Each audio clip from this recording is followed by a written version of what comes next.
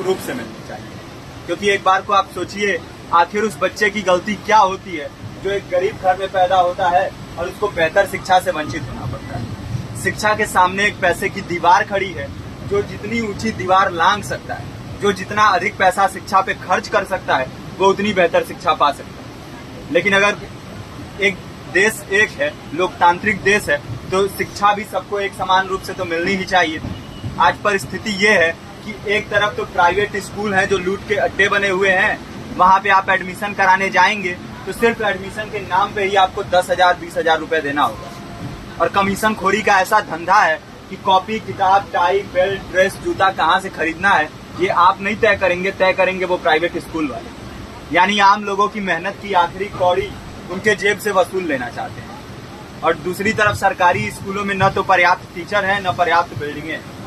2019 का ही ये पुराना आंकड़ा है कि हर 100 में से 52 स्कूलों में या तो एक टीचर है या 2 टीचर हैं। और उन्हीं टीचरों के ऊपर जिम्मेदारी थोप दी जाती है कि जनगणना करो, मतगणना करो, पशुगणना करो, तमाम काम करवाए जाते हैं। और 19 के बाद से तब से कितने टीचर रिटायर हुए होंगे और 18 के बाद से कोई टीचर की वैकेंसी भी नहीं है।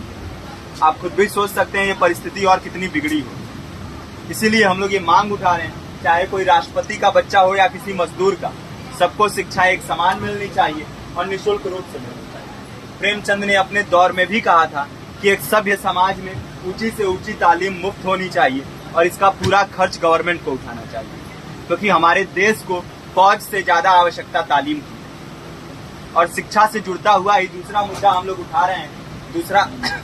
दूसरा मुद्दा है रोजगार का। रोजगार की परिस्थिति ये है कि आज सरकारी सेक्टर हो या प्राइवेट, सब कुछ ठेका संविदा के हवाले किया जा रहा है। परमानेंट नौकरियां लगातार घटाई जा रही है।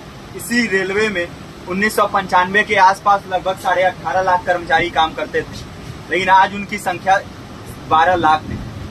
आप खुद भी सोच सकते हैं कितने बड़े पैमाने पे परमानेंट पदों को घटाया जा रहा है। और आज आलम ये है, एक तरफ लाखों पद खाली पड़े हैं, फिर भी कोई वैकेंसी नहीं निकलती। जो वैकेंसियां निकलती हैं उनमें भ्रष्टाचार होता है, पेपर लीक हो जाते हैं। RO, UP police, BPSC, SSC, CGL, ऐसे तमाम पेपर लीक हो चुके हैं, आप लोग भी जानते ही। अभी नीट की धांधली में ये पता चला कि एक एक पेपर 30 लाख से 50-50 लाख रुपए में बेचा गया। हम और आप तो ये पैसा नहीं दे सकते। पूरी की पूरी कारस्तानी सरकार, प्रशासन, शिक्षा माफियाओं की होती है। और भुगतता कौन है? आम घरों के लोग, जो लोग सालों साल तैयारी करते हैं, दिन भर में 10-10 घंटे, 12-12 घंटे पढ़ते हैं। और इतनी कड़ी मेहनत के बाद, सालों साल की मेहनत के बाद उनके हाथ लगती है तो सिर्फ हताशा, निराशा, अवसाद। बहुत से छात्र नौजवान जो इस बेबसी में, इस डिप्रेशन में नहीं जी पाते, आत्महत्या तक के कदम उठा लेते हैं। लेकिन ये देश की विडंबना है कि टीवी चैनल, अखबार, मीडिया, नेता, मंत्रियों के लिए कहीं ये कोई मुद्दा नहीं है। उनके लिए मुद्दे हैं तो जाति, धर्म, रंग, नस्ल, अगड़ा पिछड़ा। आज जब पूरी परिस्थिति इतनी भयावह है तो ये जरूरी है कि लोगों के बीच में जाया जाए, लोगों को संगठित किया जाए और एकजुट किया जाए। क्योंकि आज अगर अपने मुद्दों पर बोलेंगे नहीं तो कल को ये परिस्थिति और बिगड़ेगी। हो सकता है ले दे के अपनी जिंदगी तो हम लोग काट ले जाएं, लेकिन आने वाली पीढ़ियों को क्या भविष्य देके जाएंगे, ये भी सोचने वाली बात है। हमारे साथी ने आपको पर्चा दिया है, पर्चा आप तक पहुंच गया है। पर्चे में और भी बातें हैं, इसको पूरा विस्तार से पढ़िए।